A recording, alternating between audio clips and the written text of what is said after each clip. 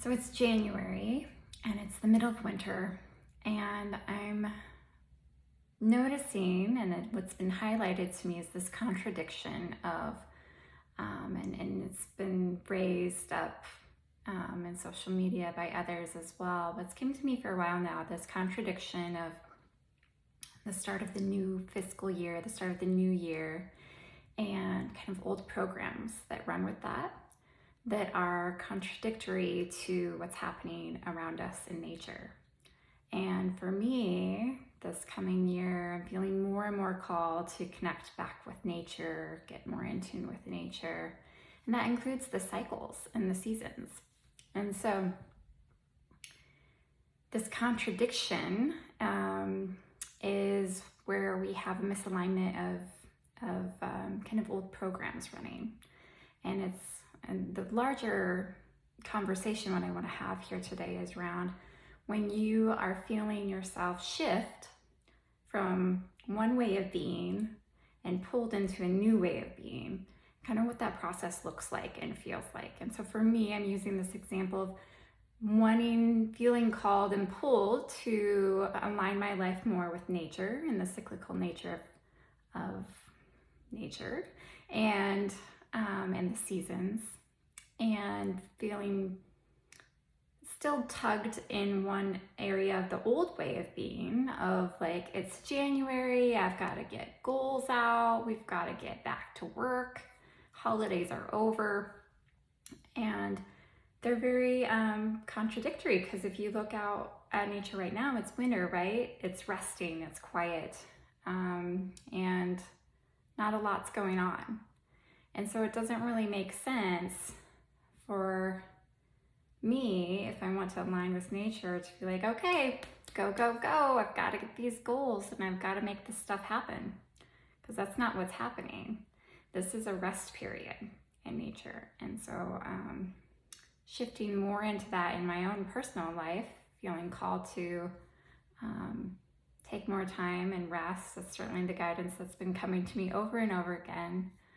Rest, relax, slow down. And if there's ever a time to really embrace that, it's now. It's during winter. This is a time for things that are happening on the inside, a lot of internal work, and not a lot showing up on the outside. It's more of a rest period for us. And not that you don't need to be doing anything, but maybe your things that you're doing look different. For me, I'm doing a lot of reading by the fire. I'm catching up on books and learning, and just like really interested in learning new things. And for me, it's like herbs and gardening. But whatever you're feeling called to right now is where your attention should go. Maybe you're wanting to be in the kitchen more and cooking. I know I've been doing a lot of that, cooking and baking, knitting, sewing, like things that are like really quiet kind of activities, it feels like. Not busy, but like slow, quiet, restful activities. And there's more going on beneath the surface. Just like in nature, if you look at your garden or just outside, like not a lot looks like it's happening. The grass is all dormant. On the outside, or what we can see, not a lot is happening. But there is things happening below the soils. The soils are preparing, all the organic matter is like preparing for spring. And so that's what we're kind of doing right now too. There's things happening on the inside. And so going back to this concept of shifting from one way of being to another way of being, is that it's kind of like not a lot seems like it's happening on the outside with this process, but there's things happening on the inside. So basically you have to kind of shed layers of yourself for this like way of being. You have to like drop some stuff in order to shift from this way of being to this new way of being that you're being called to do. It applies to whatever you are feeling the shift in right now. I'm just using this calendar as an example.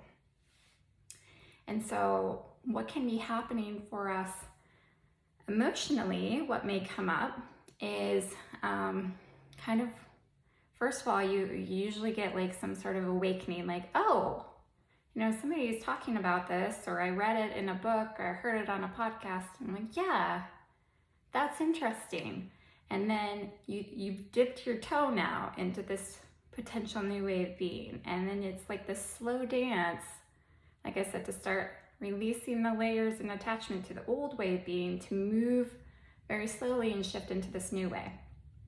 And during this shift, this process, like you put one toe in and then a foot down, and then your body's in, you might still have a pinky toe attached to the old way of being, and it's layers that you're releasing. And as you move, things come up emotionally. And so you may feel irritability, anger, like whatever emotions are coming up, the best thing you can do is feel it. And that helps us release it faster. So just let yourself be okay with feeling whatever it is that's coming up as you're shifting.